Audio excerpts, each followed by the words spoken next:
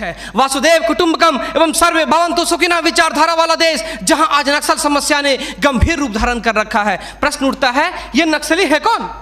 समाज के सबसे शांत, शहरों से दूर जंगलों में रहने वाले तथा खेतों के माध्यम से अपने जीवन यापन करने वाले वो लोग जो अपने पूर्वजों द्वारा दिए गए धरोहर को बचाने के लिए सरकार के खिलाफ हथियार बंद हो गए हैं और अंततः ये लोग नक्सली बनने पर मजबूर होते हैं। महोदय, आधुनिकीकरण के नाम पर उन गरीब आदिवासियों की जमीनों को छीन ली गई तथा उन्हें मजबूर कर दिया बंधुआ मजदूर बनने पर, किंतु आज उनकी अधिकारों की कोई बात तक नहीं करता। मन समर्पित, तन समर्पित और यह जीवन समर्पित। मैं पूछता हूं, देश की धरती तुझे क्या दूं, क्यों दूं और किस लिए न्यौछावर करूं अपना सब कुछ तुम पर? क्या इसलिए कि मुझे देशद्रोह जैसे शब्दों से नवाजा जाए या इसलिए कि मुझे फर्जी इनकाउंटर में मार दिया जाए? जी हां अध्यक्ष महोदय, कुछ ऐसा ही समय था जब मान्य सूर्य लखन भैया सोहराबुद्दीन तथा तुलसीराम प्रजापति को फर्जी इनकाउंटर में मार दिया गया। यह कैसी विडंबना है महोदय, हमारे विपक्षी साथी द्वारा मानव अधिकार का संरक्षण किए बगैर ही राष्ट्रीय सुरक्षा की बात करते हैं। जब आम लोगों का कोई अधिकार ही नहीं हो तो इस स्थिति में राष्ट्रीय सुरक्षा का क्या मतलब? मैं पूछना चाहता हूं अपने विपक्षी साथियों से,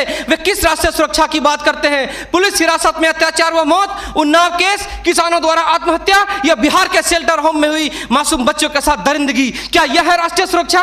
राष्ट्रीय सुरक्षा का अर्थ सिर्फ सीमा की सुरक्षा नहीं बल्कि सीमा के अंदर रह रहे व्यक्तियों की सुरक्षा से भी है। अपने हक को मांगे जाने पर लोगों को नक्सली तथा आतंकवादी करार दिया जाता है तथा यह सुरक्षा देने वाले पुजारी आईपीसी की धारा 124A के तहत गिरफ्तार कर उन्हें देशद्रोह का मुकदमा चलाते हैं, फिर फर्जी इनकाउंटर में भी मार गिराते हैं। जबकि सुनील बत्रा बनाम दिल्ली प्रशासन में माननीय न्यायाधीश ने स्पष्ट किया है कि फर्जी इनकाउंटर हत्या के समान है।